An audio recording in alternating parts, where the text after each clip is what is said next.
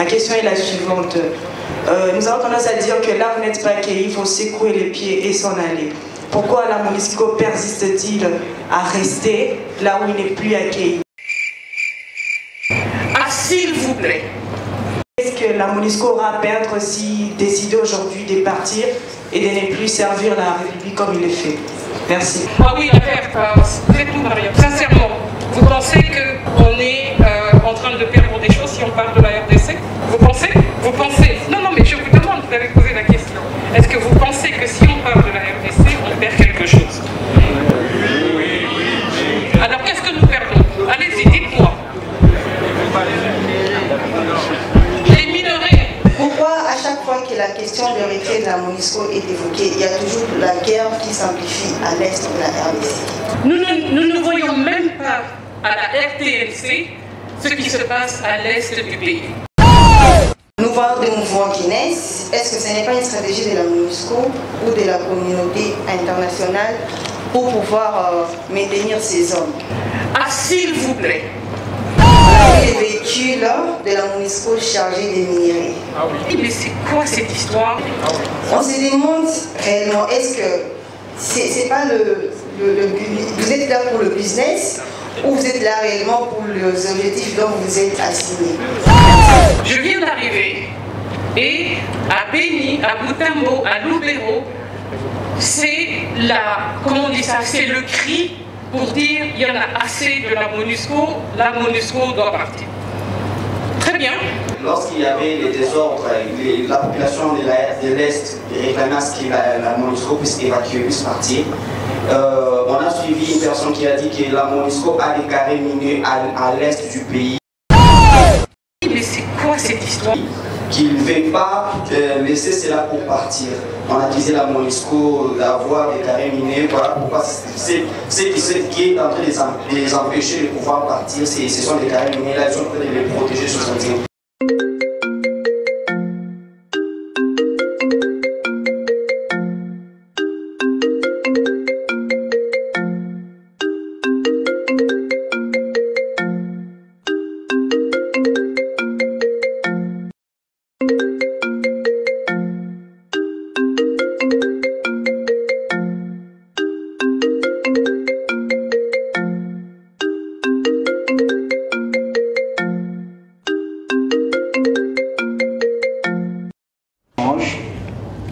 Démocratique entre les clubs des élites, des universités de la ville-province de Kinshasa qui portera sur les thèmes ci-après, connaître la MONUSCO et répondre à toutes les questions tâches.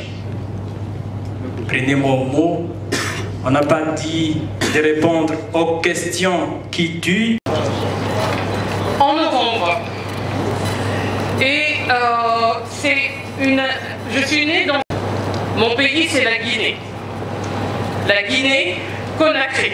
Parce que beaucoup de gens demandent, ah, Guinée-Bissau, Guinée équatoriale, etc. J'ai dit non. Quand on dit Guinée, c'est une seule Guinée, c'est la Guinée-Conakry. Et je suis née exactement un mois après l'indépendance de la Guinée. Quasiment. Et je suis née avec, dans la tête, justement, la révolution guinéenne.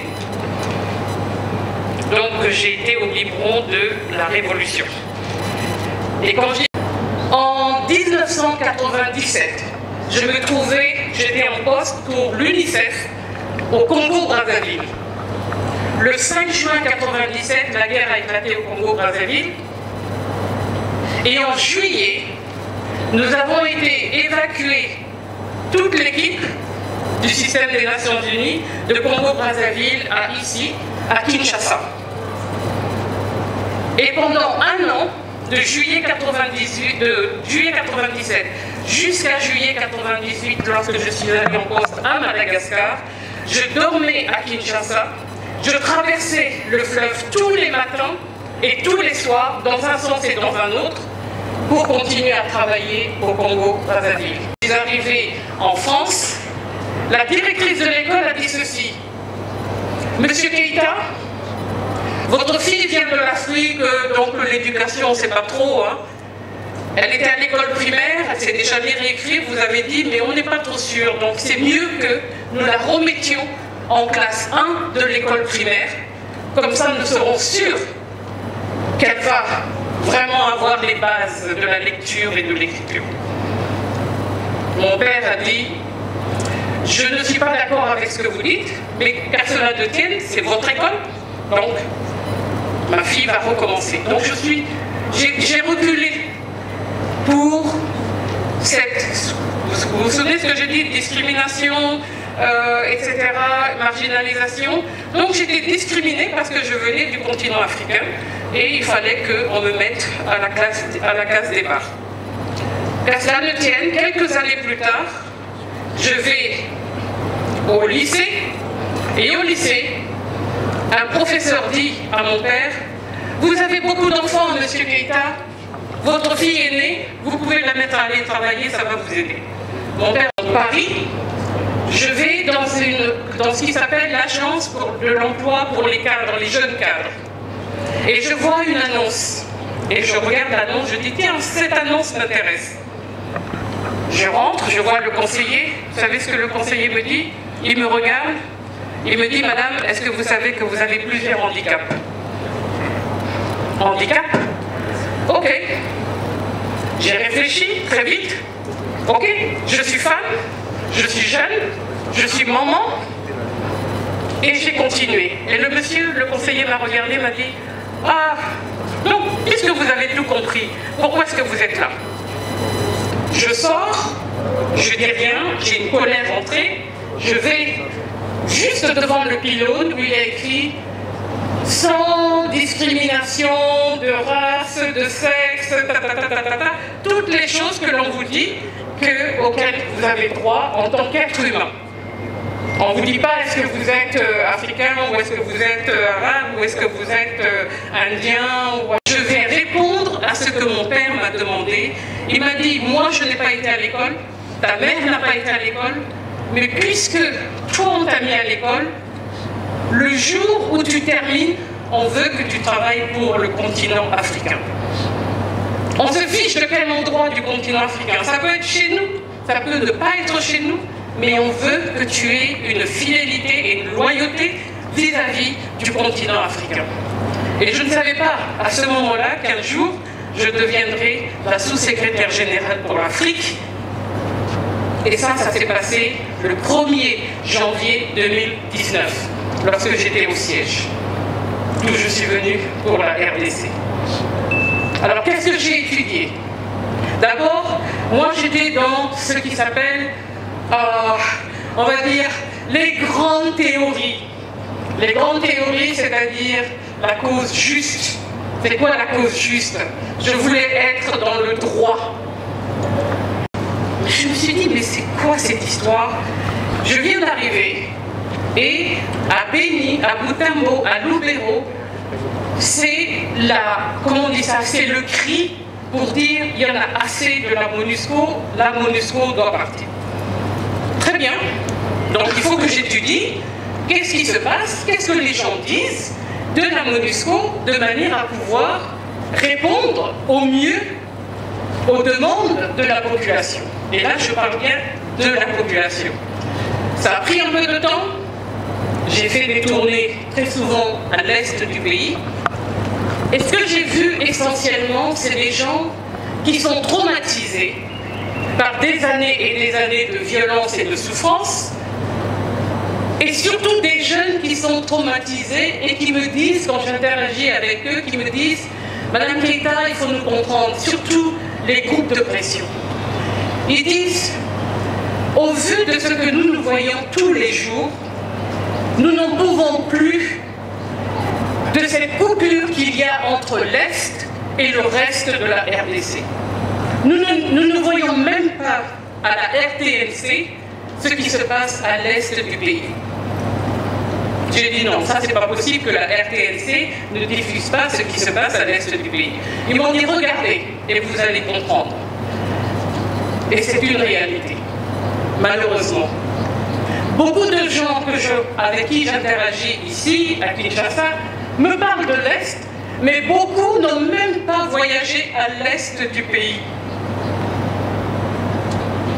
Moi, j'ai été dans des coins, à Kaololo, dans les hauts plateaux, Kalehe, Roué, et je ne sais combien d'autres points où, quand j'en parle, les gens me regardent, de quoi parlez-vous? C'est que la MONUSCO n'est vue que sous la forme de ceux qui sont avec les armes, les uniformes, et tout le reste n'existe pas. Or, la mission MONUSCO qui est mandatée par le Conseil de sécurité a plusieurs outils à sa disposition pour travailler et accompagner le gouvernement congolais, la société civile congolaise et les partenaires et les partenariats qui sont établis avec les donateurs, avec les agencements et programmes, avec les humanitaires internationales et aussi nationales, de manière à pouvoir améliorer le quotidien, le vécu des personnes qui sont notamment à l'est du pays. Depuis des années, là où il y a des progrès notables, c'est dans la justice militaire.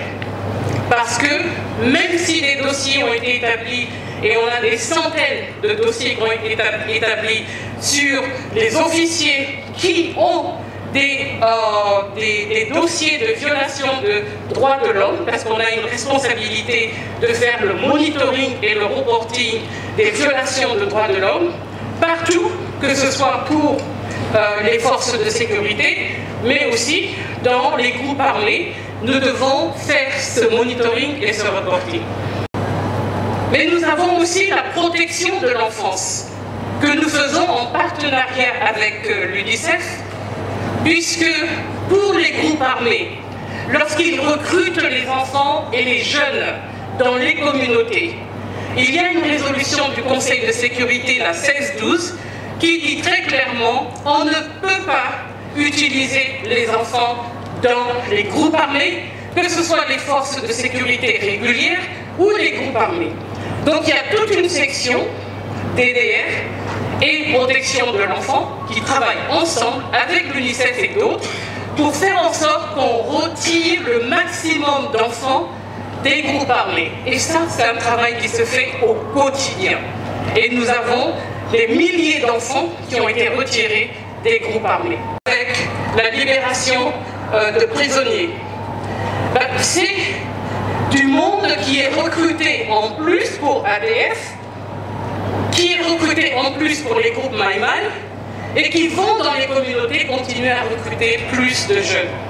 Donc notre travail, c'est d'essayer de couper, que les communautés comprennent que alimenter les groupes armés en envoyant leurs propres enfants, leurs propres jeunes, ce n'est pas la chose à faire. Notamment les prisons. Nous travaillons avec 11 prisons prioritaires dans le contexte de la RDC. Aucun partenaire extérieur ne veut mettre de l'argent dans les prisons parce que c'est le premier lieu où on regarde les aspects de violation des droits de l'homme. En termes de nombre de prisonniers qui sont essentiellement en détention préventive. Ça, c'est pas de l'état de droit. Donc notre travail, c'est d'essayer de faire en sorte qu'on fasse sortir ceux qui ont des dossiers qui ne méritent pas de rester dans les prisons, mais d'améliorer les conditions de vie dans les prisons et de s'assurer que nous fassions la séparation. Inviter à, s'il vous plaît, dans les réseaux sociaux, moi ce que je vois, des fois je suis effarée du niveau de désinformation, de mésinformation et du niveau de manipulation qu'il y a pour noircir la MONUSCO. Et quand je dis noircir la MONUSCO, je vais juste prendre 3 exemples.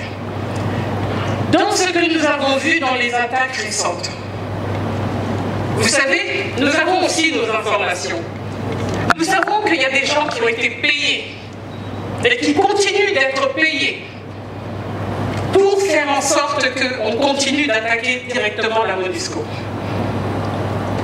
Rappelez-vous qui je suis, panafricaniste, africaine, voulant servir le continent.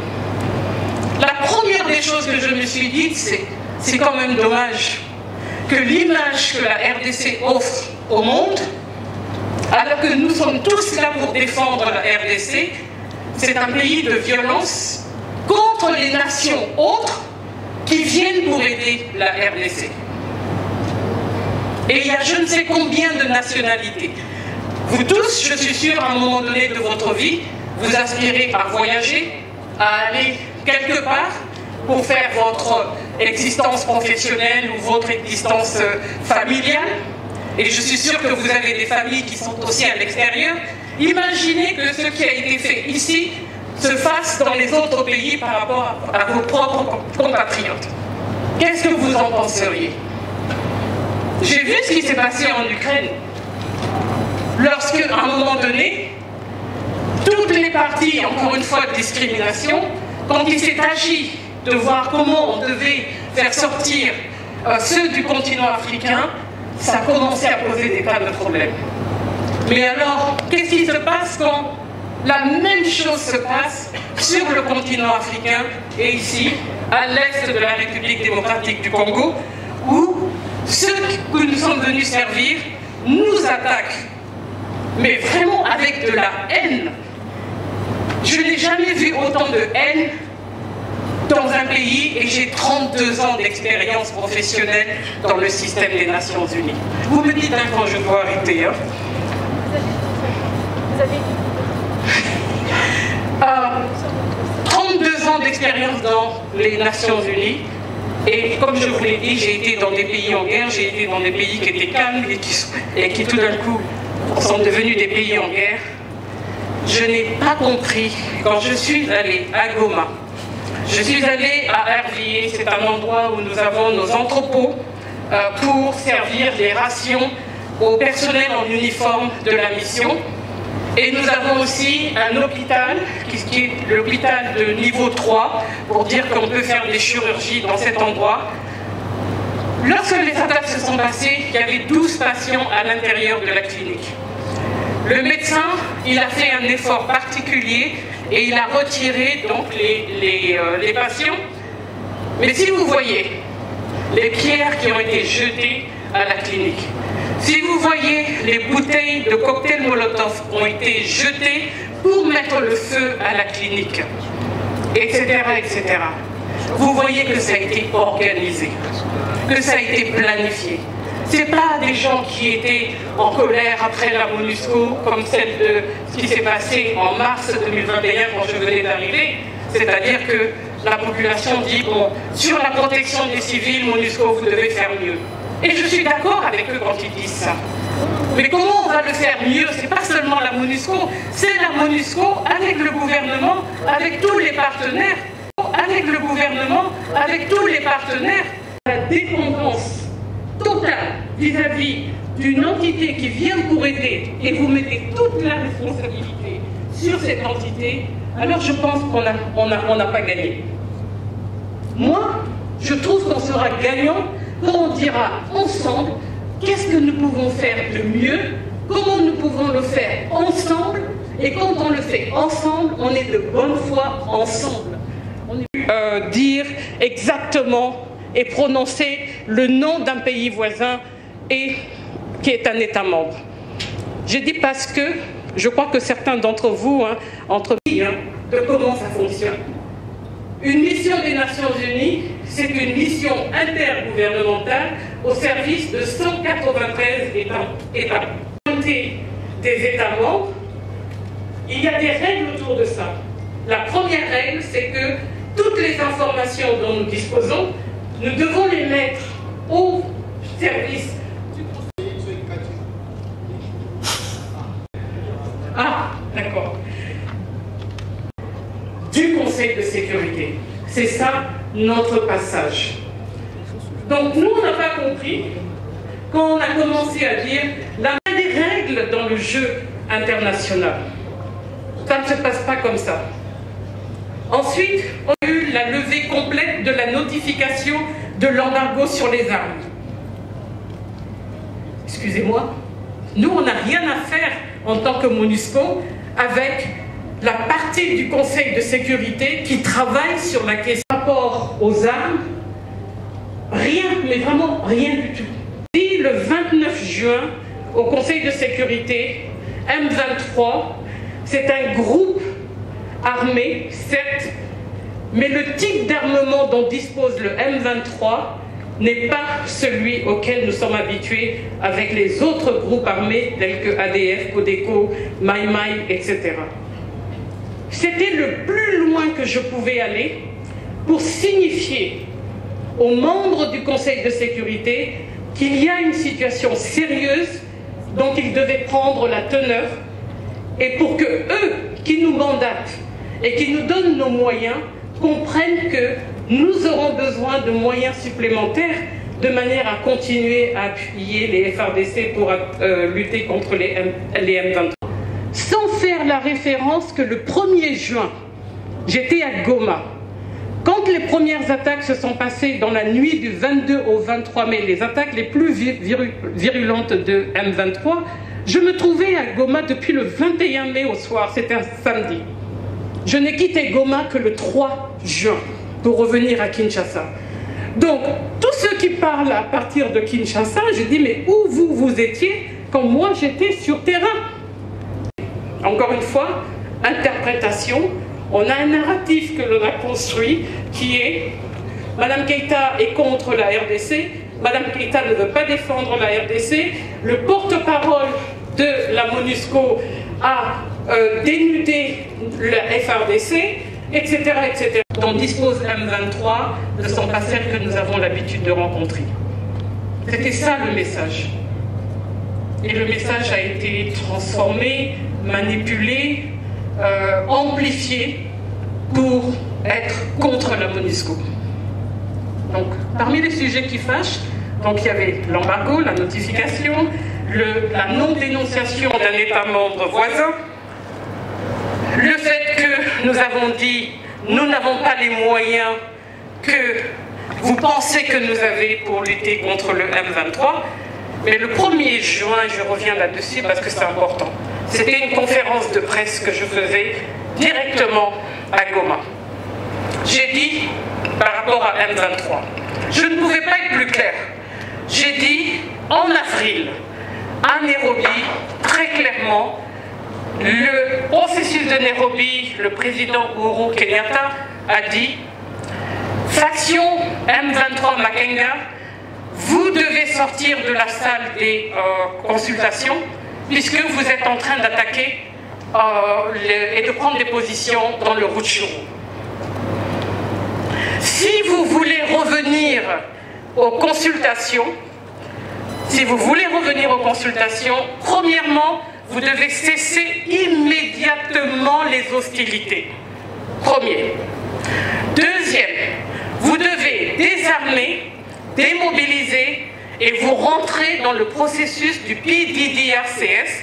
J'imagine que vous avez tous entendu parler du PDDRCS, qui est un document, une ordonnance de cadrage signée par le chef de l'État le 5 juillet ou 4 juillet 2021 pour dire, à la base des leçons tirées de tous les processus de désarmement, démobilisation et réintégration, nous ne voulons plus qu'il y ait d'amnistie pour aucun groupe armé et nous ne voulons plus non plus qu'il y ait de réintégration automatique dans les forces de sécurité. Et nous voulons une approche communautaire parce qu'à la fin de la journée, ce sont les communautés qui doivent réabsorber tous ceux qui vont désarmer et être démobilisés. Et on doit faire un effort pour qu'ils aient des moyens de vivre, parce que si on ne donne pas ces moyens de vivre, les mêmes personnes vont retourner dans la brousse et vont reprendre les armes. Et 3, M23, vous devez absolument retourner au Mont Sabinyo, qui était votre point de départ quand vous avez commencé à attaquer les FARDC le fin novembre 2021. C'était 3 injonctions. Si vous êtes curieuse, allez regarder cette conférence de presse. Donc comment on peut passer du 1er juin à ces éléments très clairs au 29 juin devant le Conseil de sécurité pour dire tout d'un coup la MONUSCO est en train de soutenir le M23. La MONUSCO se désengage de l'appui au FARDC pour soutenir le M23. Moi, je ne comprends pas. Je ne comprends pas le rationnel. Parce que ce qu'il faut, c'est de regarder, est-ce qu'on est consistant, est-ce qu'on est congruent dans les messages que nous donnons au fur et à mesure du temps. Mais la facilité, vous savez, on a les moutons de Panurge, je suis désolée d'utiliser cette expression, mais c'est un peu ça. On est contre la MONUSCO doit partir. Et quand on demande, mais pourquoi exactement? Pourquoi exactement? Oui, ce sont ces sujets qui fâchent. Et je vais arrêter là. Encore applaudir très fort. C'est là de nous donner son mot introductif qui a précédé sans nul doute l'échange qui va suivre. Est-ce qu'aujourd'hui on peut dire que la MONUSCO a réussi dans sa mission en République démocratique du Congo? Oui ou non? Merci. Information. J'ai qu'une seule petite question de curiosité. Est-ce que depuis le début de la mission onusienne en République démocratique du Congo, est-ce qu'aujourd'hui vous pouvez nous dire qu'est-ce qui est exactement à la base des conflits qui sont loin d'être terminables à l'est du pays? Merci. Merci Madame Keïta pour votre exposé de tout à l'heure. Alors moi c'est André Moumaka, je suis étudiant en journalisme et politique extérieure à l'Institut facultaire des sciences de l'information et de la communication IFACI. Ma première question est de savoir, Madame Keïta, récemment un groupe d'experts de l'ONU a nommé le Rwanda comme pays agresseur. Par contre, la MONUSCO n'a toujours pas jusqu'à présent nommé le Rwanda comme pays agresseur. Êtes-vous entré en contact avec ces groupes d'experts pour travailler en collaboration, histoire de trouver des solutions idoines pour faire face à ces conflits interminables? Ma deuxième question est de savoir, l'ONU n'a jusqu'à présent, depuis que la MONUSCO est en République démocratique du Congo, la MONUSCO n'a encore défait aucun groupe armé. Ça, c'est le président Joseph Kabila qui l'a dit avant de quitter le pouvoir, lors de son dernier point de presse. L'ONU n'a défait aucun groupe armé. La MONUSCO, n'a défait aucun groupe armé depuis qu'elle est en République démocratique du Congo. Alors ne comprenez-vous pas le ras-le-bol de la population congolaise des attaques incessantes à l'est du pays? Merci. Ma question est là. Bon, je commence par me présenter. Je suis Mariam Ngaloula Diallo, étudiante à l'UPN dans la faculté de sciences de l'information et de la communication. Ma question est la suivante. Nous avons tendance à dire que là vous n'êtes pas accueillis, il faut secouer les pieds et s'en aller. Pourquoi la MONUSCO persiste-t-il à rester là où il n'est plus accueilli? Alors qu'est-ce que la MONUSCO aura à perdre s'il décide aujourd'hui de partir et de ne plus servir la République comme il le fait? Merci. Madame Bintou Keïta, bonjour.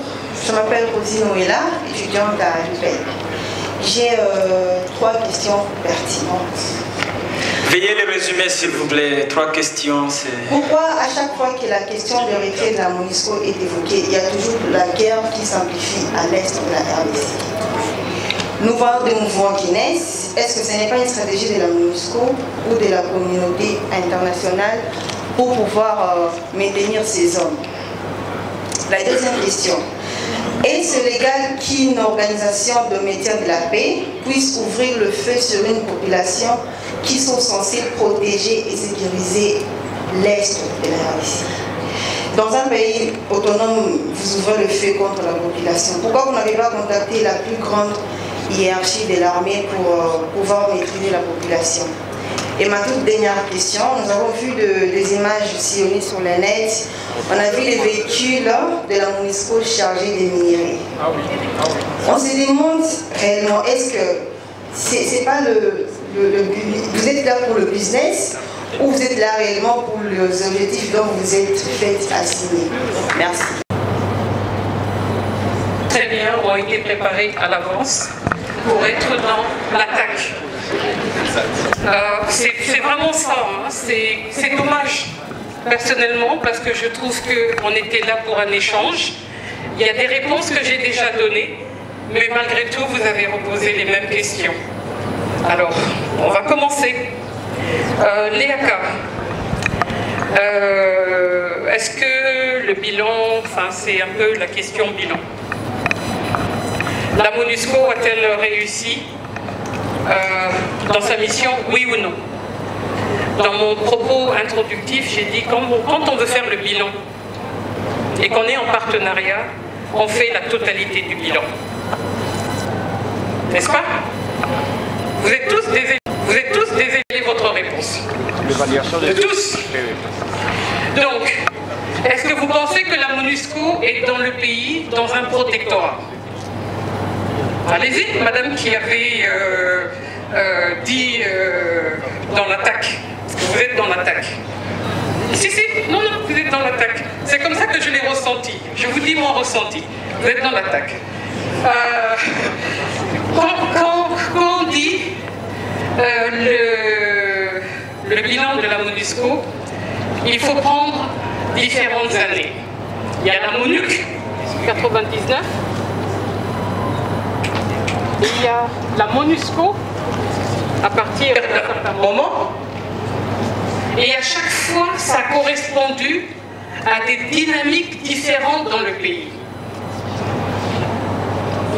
La première période, peut-être certains d'entre vous ne vous en souvenez pas, mais il y avait des groupes armés étrangers sur toute l'étendue du territoire.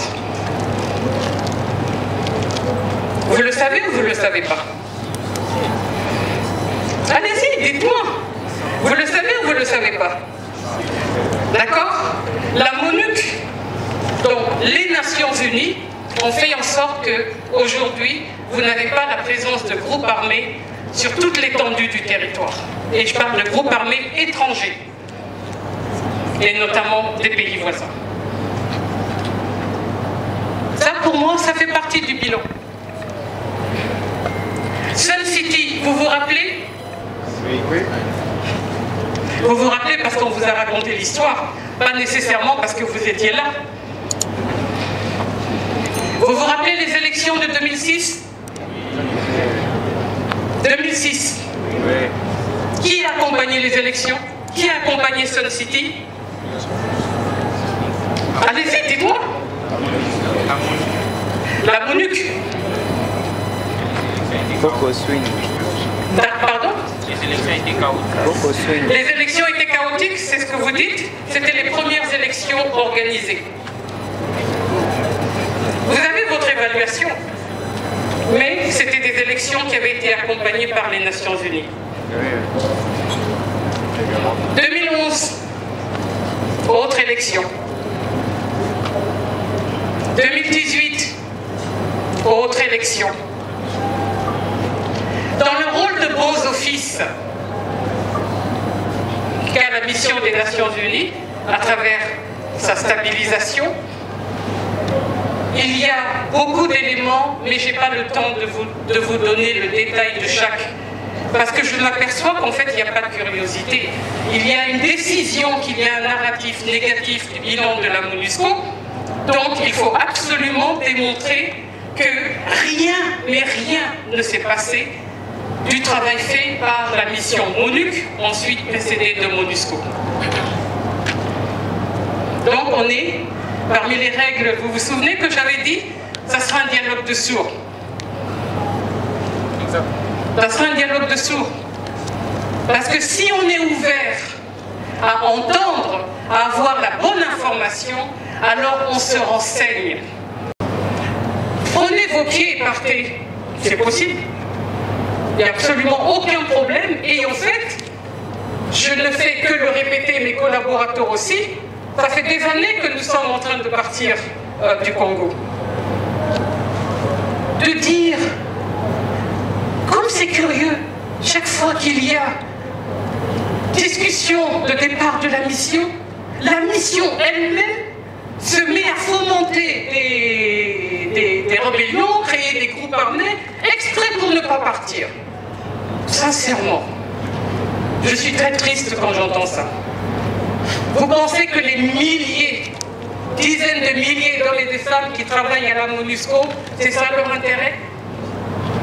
Je me suis présentée à vous exprès pour que vous compreniez que moi, mon intérêt, en tant qu'Africaine, en tant que panafricaine, c'est qu'un jour, sur le continent africain, il n'y ait plus aucune mission de quoi que ce soit des Nations Unies sur le continent. Pourquoi? Parce que ce jour-là, ça voudra dire que mes enfants, mes petits-enfants, seront dans un continent, pourront venir travailler dans un continent où les leaders sont en charge et ils sont en mesure de protéger leur propre population et ils sont en mesure de faire en sorte que leur population, où qu'elle soit dans le pays, ont accès aux services sociaux de base comme l'eau, la santé, l'éducation, l'agriculture et bien d'autres. L'idée, c'est de pouvoir partir. On est parti déjà de plusieurs provinces. Et on ne fait que le répéter, mais ça reste comme encore une fois un dialogue de sourds. On est parti des Kasaï l'année dernière. On est parti de Tanganyika cette année. Quand j'ai dit il reste 10, 14, 15 territoires maximum où nous avons des groupes armés, et ces groupes armés, ce n'est pas des groupes armés de la MONUSCO, c'est des groupes armés d'autodéfense des communautés que vous connaissez. C'est des groupes armés qui se disent prendre les responsabilités de sécurité parce que FARDC et PNC ne sont pas présents. Est-ce que ça c'est la MONUSCO? Pas du tout.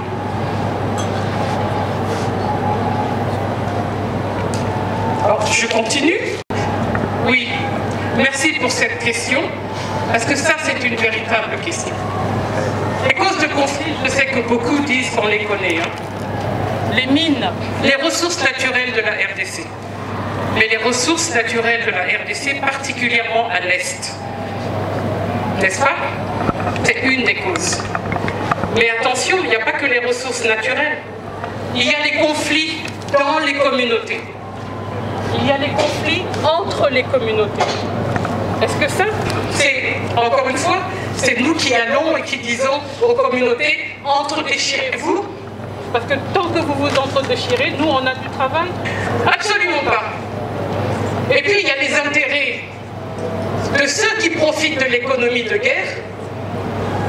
Et je ne vais pas les citer parce que vous les connaissez tous, même si certains d'entre vous font semblant que ça n'existe pas. Ils sont à la fois dans le pays et ils sont aussi à l'extérieur du pays. Et on le sait tous.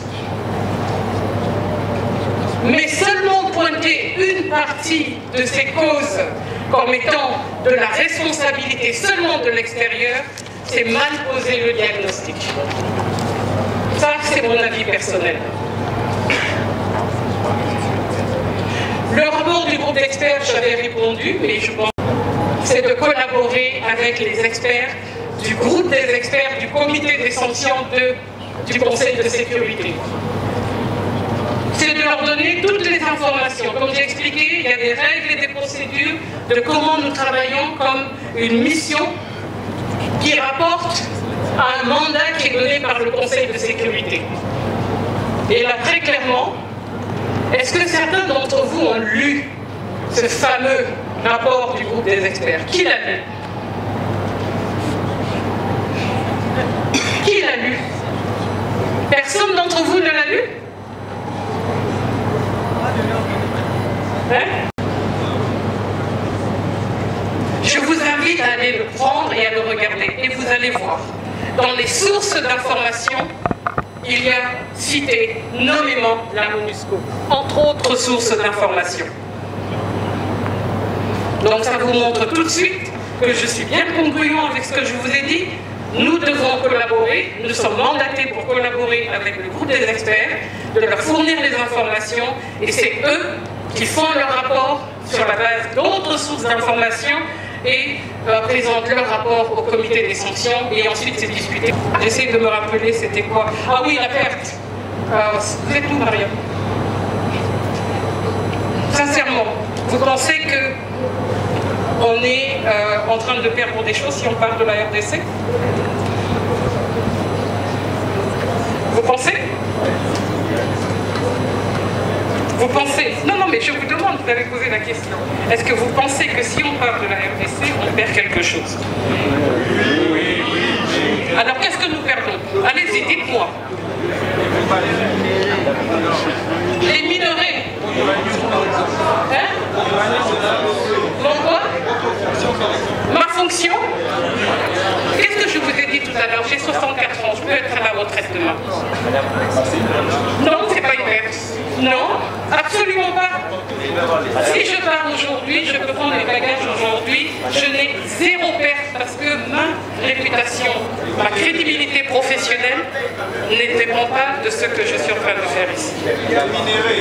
Les minerais, vous êtes persuadés que nous... Les rangs, s'il vous plaît, s'il vous plaît. Les rangs, s'il vous plaît, s'il vous plaît. On échange. Non, mais c'est grave. Pardon, c'est grave ce que vous dites. Parce que... Non, on a dit qu'on était respectueux. Hein. On reste respectueux. S'il vous plaît, on a dit qu'il y a une tolérance, mais dans l'ordre. Madame l'a dit, vous pouvez réclamer, mais dans l'ordre. Je répète. Qui pense que la MONUSCO a des carrés miniers? Ok? Venez vivre une fois où, dans quel contexte? Lorsqu'il y avait les désordres, la population de l'Est réclamait à ce que la MONUSCO puisse évacuer, puisse partir. On a suivi une personne qui a dit que la MONUSCO a des carrés miniers à l'Est du pays, qu'il ne veut pas laisser cela pour partir. On a accusé la MONUSCO d'avoir des carrés miniers. Voilà pourquoi c'est qui est en train de les empêcher de pouvoir partir. Ce sont des carrés miniers. Là, ils sont en train de les protéger sur son terrain. Ok, vous avez vérifié cette information? Vous avez parlé avec des gens de la MONUSCO? Avec qui vous avez triangulé, vérifié cette information? Vous avez suivi? D'accord.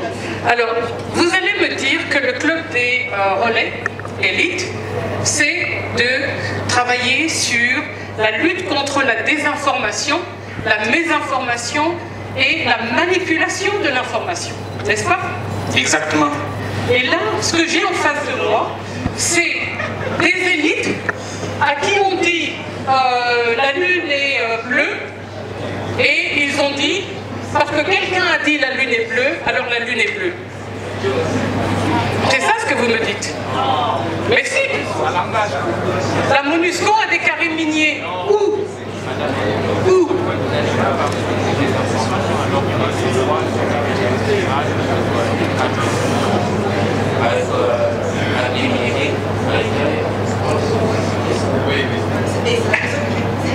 Avec des carrés, alors des camions de la MONUSCO avec des minerais à l'intérieur. Et ça, ce sont des vidéos. D'accord. Alors, est-ce que quelqu'un peut expliquer la désinformation avec la fabrication comment on appelle ça, des fausses nouvelles. Des fausses nouvelles. Je vais vous en donner quelques exemples. Tout récemment, puisque comme je l'ai dit, il y a des gens qui sont payés pour faire ce travail de noircissement de la MONUSCO. Il y a une vidéo qui montre des hélicoptères de la MONUSCO qui soi-disant arrivent dans des coins et donnent des armes au ADF. Et il y a une femme qui parle et qui dit « Oui, la MONUSCO arrive avec ses hélicoptères et dépose des armes et des vivres pour les ADF. » Il y a une autre vidéo qui montre un enfant à qui on fait dire exactement la même chose. Donc on joue sur les émotions des gens. Donc, femme qui dit j'ai rencontré 2 députés. On circulait sur les réseaux sociaux que j'avais donné 80 000 $ pour acheter ces députés. Vous savez c'est quoi mon salaire mensuel?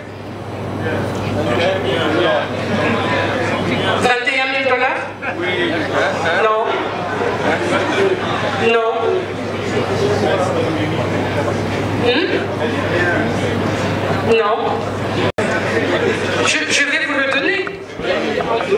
ans, les grilles de salaire des fonctionnaires des Nations Unies sont publiques. À chaque grade correspond un montant. Vous voyez ce que je dis? On n'est plus dans un échange parce que vous avez décidé que je suis en train de vous parler. Non, non, non, laissez-le. Il est libre. 16 000 $. Il n'y a pas. Non, il n'y a pas d'invisible. C'est 16 000 $. Il n'y a pas d'invisible. Oui. Oui. Oui. Ce qui s'est passé, j'ai arrivé. Tcherno, tu peux venir à côté de moi? Tu étais avec moi, hein?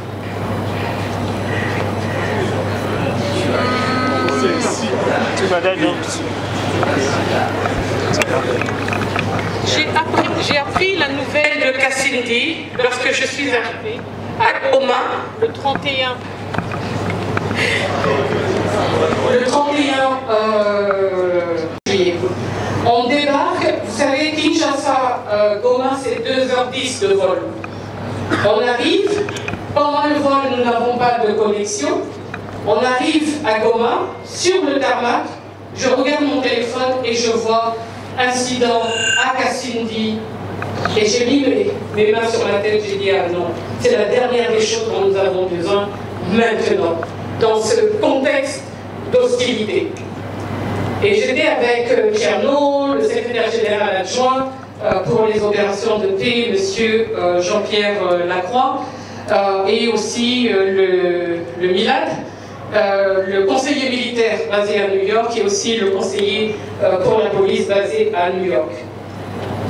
Et immédiatement, notre réaction, et vous pouvez faire le timeline, le décompte, on a fait un communiqué pour dire que nous condamnions ce qui venait de se passer par rapport à la frontière, donc Ouganda-RDC, par rapport au comportement du contingent en question. Le même jour, le secrétaire général des Nations Unies a fait aussi un communiqué pour dire que ça, ce n'était pas acceptable, exactement ce que nous avions dit. Les personnes ont été mises immédiatement en, comment on appelle ça, en détention.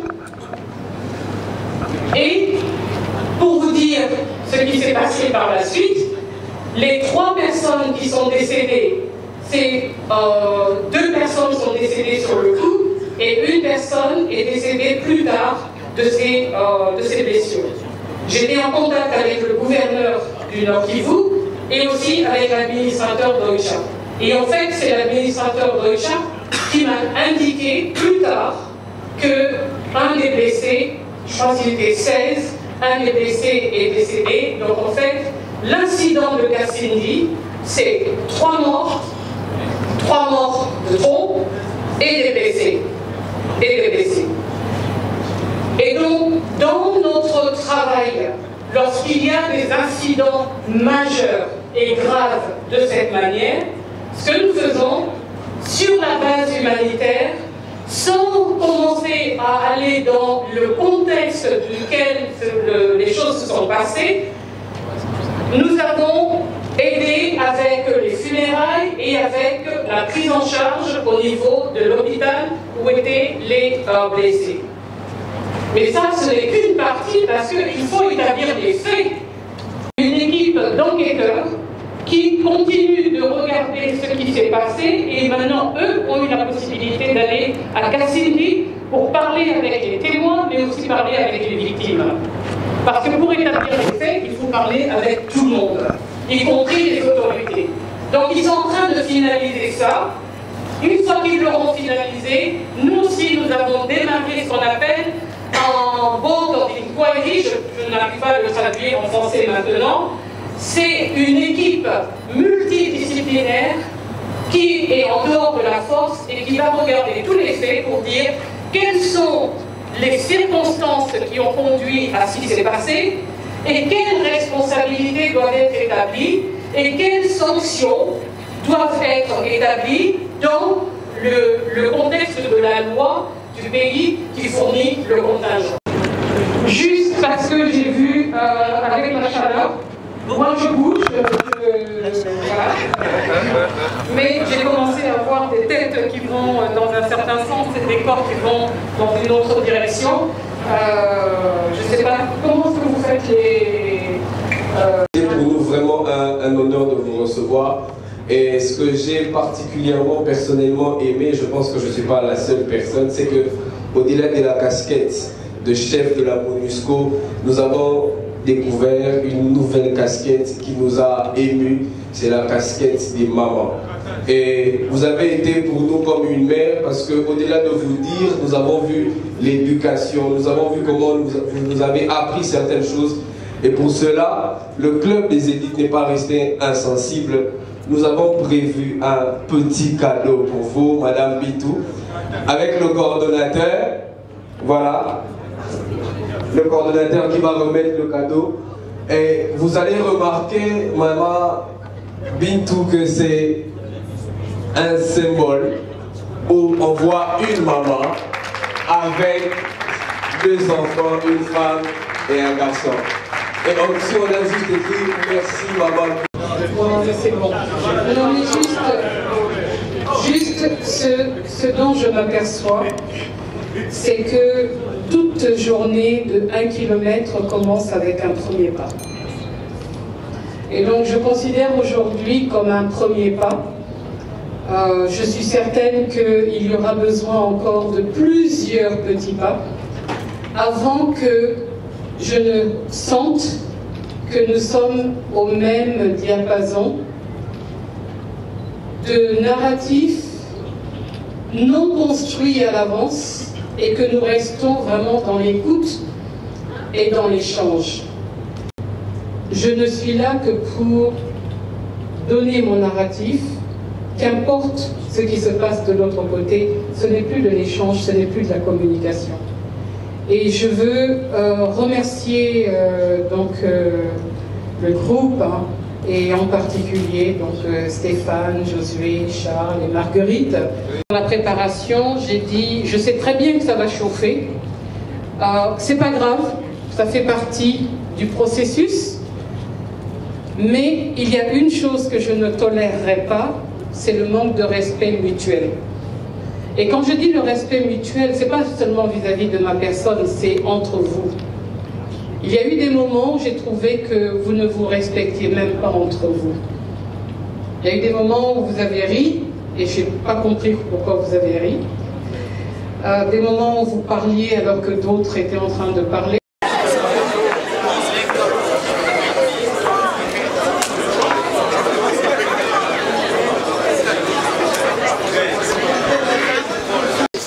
Pour ne pas divaguer l'affaire.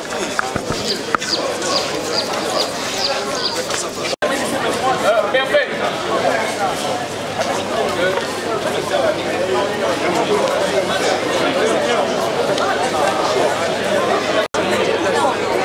Pour moi, elle achète ça presque tous les jeux à garder ça. Ça marche.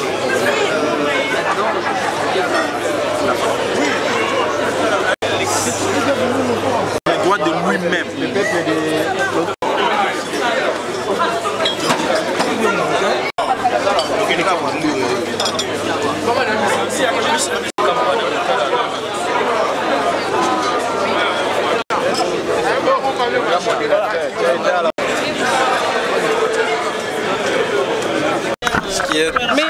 Mais non, alors attendez. 300 étudiants de 6 universités de Kinshasa. Et cette rencontre a été faite dans le contexte de ces sentiments anti-MONUSCO, de la demande de départ, selon certains, immédiat de la MONUSCO, selon certains, dans un calendrier qui serait raisonnable de départ. On a ces deux choses qui se chevauchent. Et ça a été fait avec le club des relais, pour lutter contre la désinformation, la mésinformation, la manipulation de l'information et l'information qui est faite sciemment pour ternir, noircir l'image, le travail de la MONUSCO. Donc, nous engageons plusieurs audiences et aujourd'hui, l'audience était les jeunes étudiants à partir de l'année de licence pour écouter leurs questions et parler des questions qui ont fâché et qui continuent de fâcher, puisque dans la salle, nous avions ceux qui sont venus pour être dans de l'écoute, dans de l'échange, et nous avons ceux qui étaient venus pour être dans la projection de narratifs déjà construits à l'extérieur sur le travail de la mission, le bilan de la mission. Bref, on a fait l'évaluation des performances de la mission sans jamais avoir été en contact direct avec la mission pour parler avec la mission. Donc si on est dans un environnement et un cadrage où on veut un dialogue, et je pense que c'est ce que l'État, le gouvernement a dit, ils veulent une réévaluation de travail de la mission, qu'à cela ne tienne, alors l'objectif c'était d'écouter, de dire quels sont les sujets qui fâchent. Alors il y en a eu plein, je ne vais pas les résumer puisque vous étiez dans la salle, mais ce que je retiens de tout ça, c'est que je l'ai dit, c'est un travail de longue haleine. Il va falloir y aller progressivement parce qu'il y a des formatages qui sont là depuis des années. Et dans ces formatages, pour déconstruire et arriver à une authenticité d'un examen réel, objectif, objectivé de ce qui a été fait, de ce qui n'a pas été fait et correctement fait, doit être amélioré, il faut qu'on soit dans une logique d'authenticité. Et je crois que pour l'instant, on est encore dans à la fois ce que j'appelle de l'écoute attentive, authentique, et on est dans des postures qui ont des agendas, des intérêts, et ces agendas et ces intérêts nous amènent dans une dynamique où pour l'instant on est un peu dans un dialogue de sourds. Merci. Je voudrais clore cette allocution en exprimant ma gratitude à tous les membres du club des élites interuniversitaires qui ont donné de leur temps et de leur savoir-faire pour la bonne réalisation de cette activité. Notre équipe est composée de Kabanga Stéphane, de l'Université pédagogique nationale, coordonnateur, votre serviteur. De Guindou Josué, de l'Université catholique du Congo, coordonnateur adjoint. De Jessie Dina, de l'Université protestante au Congo, secrétaire exécutif.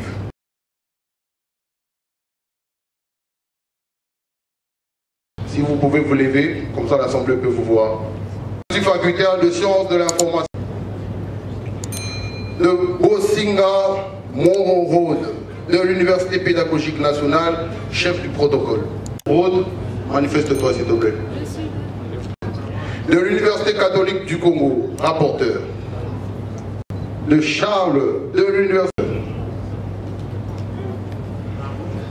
De Mopunga Wemwe Marguerite, de sciences de l'information et de la communication, IFASIC.